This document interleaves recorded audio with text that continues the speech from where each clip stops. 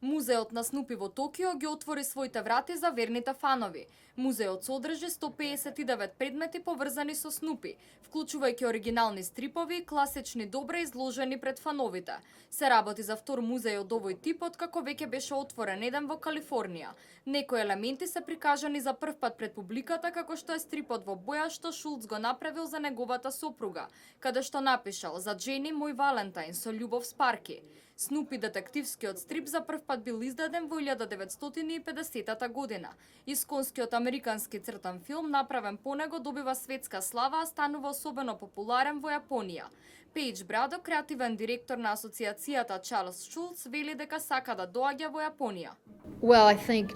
Мислам дека Јапонија има развиено голема култура за стрипови. Како карикатурист и фан сакам да доаѓам во Јапонија и да го гледам широкиот спектар на комични карактери тука.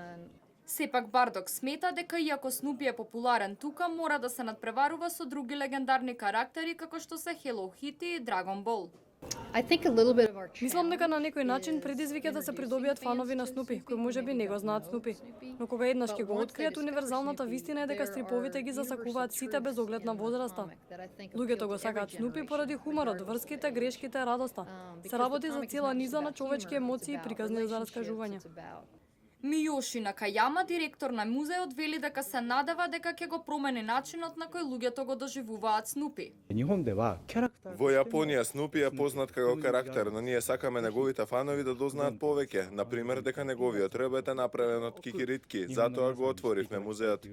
Снупи, кој сонува да биде светски познат писател или авијатичар херој од Првата светска војна, има малку горчлив карактер, изјави еднаш неговиот творец Шулц. Кога беше создаден ликот на Снупи, кој по големиот дел од времето го поминува на покривот од неговата кукичка, веднаш го освои целиот свет. Беше тема на 45 специјални телевизиски емисии, на 4 филма, во многу стрипови се појави и на различни производи кои го носеа неговиот лик.